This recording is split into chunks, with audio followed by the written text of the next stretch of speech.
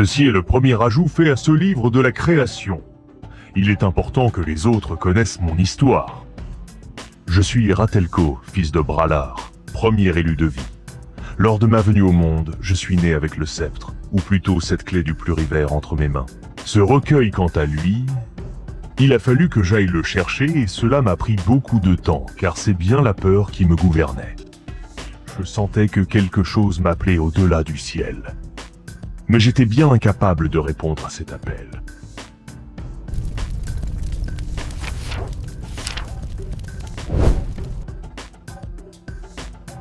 En effet, pour moi, le monde s'arrêtait là où mon regard pouvait se porter.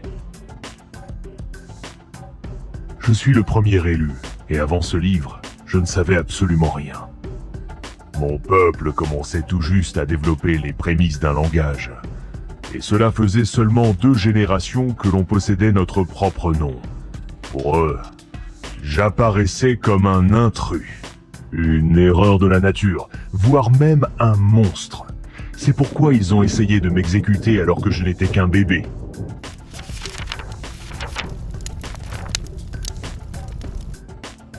Je les comprends, et je ne leur en veux pas. L'inconnu fait peur. Lorsqu'ils cherchèrent à me tuer, mon corps se protégea lui-même.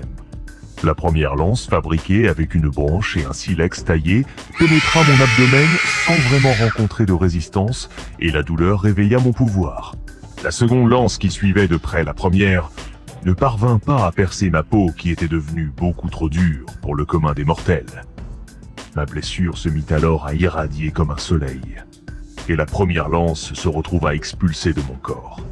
Cette lumière me soigna et me recouvrit entièrement, puis elle jaillit dans toutes les directions à l'image du dieu flamme que mon peuple craignait. Cela eut pour conséquence immédiate de mettre fin à ce lynchage que je m'apprêtais à subir.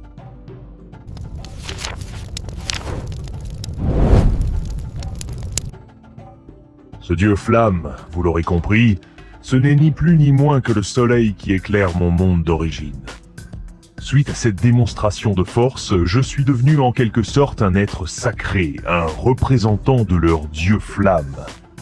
Ce statut m'a valu de grandir sans danger et dans l'abondance. Le gros problème de cette situation venait du fait que je demeurais seul. Je ne pouvais compter que sur moi-même pour me développer. Alors que je grandissais et que mes pouvoirs se développaient, je parvins à explorer entièrement ma planète. Il faut dire que je pouvais courir très vite et parcourir rapidement de longues distances sans me fatiguer.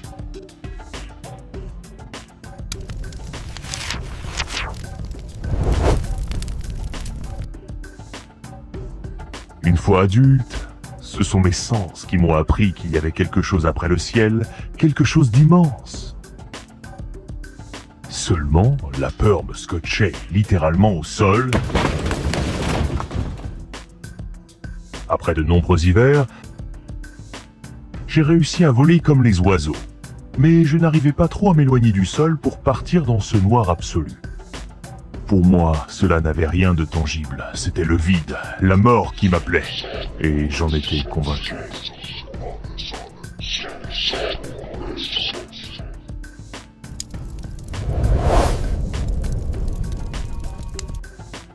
Les hivers s'enchaînèrent, et je me contentais de soigner mon peuple et l'aider à se développer plus rapidement en ignorant ce que mes pouvoirs s'efforçaient à me dire.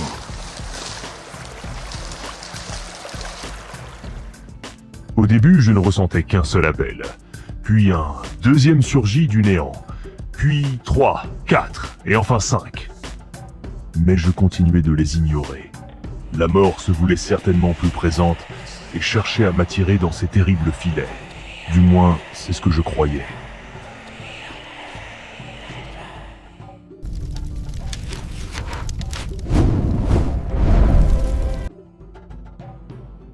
Les choses auraient pu en rester là jusqu'à mon trépas, mais le plurivers ne pouvait pas l'accepter. C'est pourquoi, il n'y a pas si longtemps que ça, alors que mon temps touchait à sa fin, j'ai fait la rencontre d'un individu hors du commun. Il s'est présenté à moi en tant que gardien.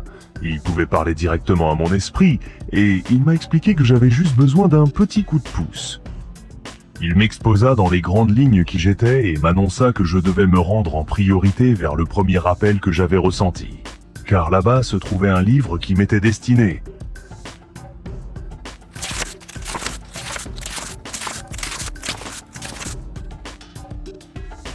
Pour vaincre ma peur, il me proposa de m'accompagner dans ce qu'il nomma l'espace. Je ne sais pas pourquoi, et encore aujourd'hui je ne me l'explique pas, mais je n'ai éprouvé aucune méfiance vis-à-vis de ce gardien. Je lui ai fait tout de suite confiance. Peut-être parce qu'il s'agissait de la première personne que je rencontrais qui était comme moi. À ses côtés, je me suis senti beaucoup moins seul.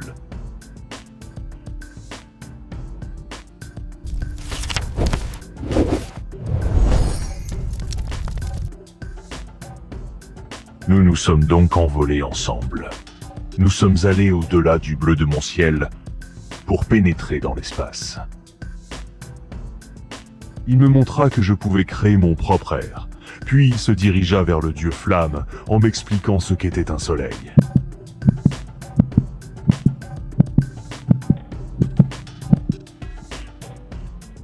Il me demanda ensuite de me concentrer pour que je puisse prendre seul la bonne direction, et quand finalement je parvins à sentir pleinement la présence de ce livre, je rouvris les yeux et ce gardien avait disparu.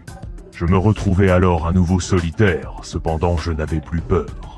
Ce n'était pas la mort qui m'appelait, mais le plurivers. Ceci conclut le premier ajout fait à ce livre de la création. Si vous voulez en savoir plus, en découvrir plus, alors n'hésitez pas à vous plonger dans le plurivers. Quant à moi, je vous parlerai ensuite de ma recherche à travers l'immensité de l'espace pour retrouver les 4 autres élus de mon univers. J'ai décidé de les nommer les Élémirs, car dans le langage de mon peuple, cela se traduirait par Seigneur des éléments.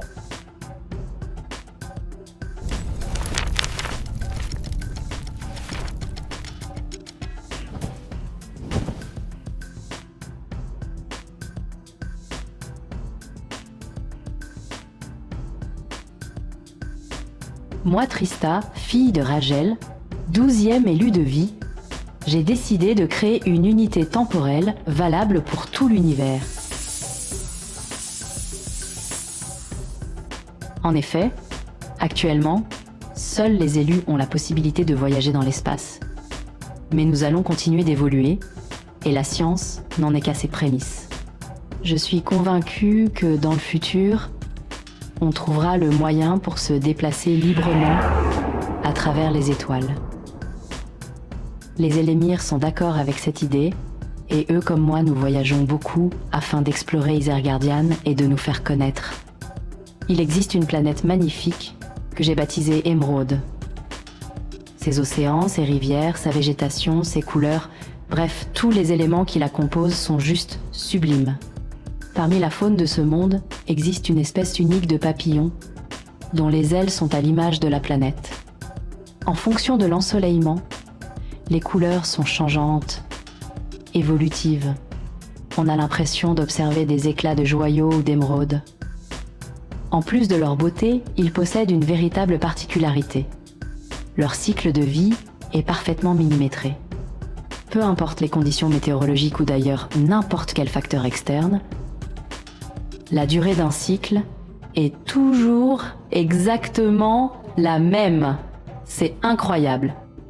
Il se passe systématiquement le même temps, entre le moment de la ponte, la venue au monde de la chenille, la formation de la chrysalide, la vie du papillon, le moment de la reproduction et la mort qui s'ensuit. Je trouve que cette espèce est à la fois la plus simple, belle et complexe représentation de la vie possible. J'ai nommé cette espèce les iris. Chaque monde dispose de sa propre manière de compter le temps, le plus souvent basée sur l'astre solaire. Le problème vient du fait que chaque planète est différente. Ce qui vaudra une révolution chez l'une en vaudra 3 chez l'autre, sans mentionner les mondes dotés de plusieurs soleils qui fonctionnent encore différemment. Je décide donc qu'à partir d'aujourd'hui, l'univers adoptera cette unité de mesure, le cycle. Après conversion, j'estime que le premier d'entre nous, Ratelco, fils de Bralar, a vécu environ 432 cycles. Pour ma part, cela signifie que je suis âgé de 223 cycles. Nous sommes donc aujourd'hui dans le premier cycle d'Isergardian, et les périodes de notre histoire passée seront considérées comme étant survenues avant le cycle. Pour comprendre cela, avec un simple exemple, moi, Trista, fille de Ragel, 12e élu de vie, je suis venue au monde en moins 223 avant le cycle.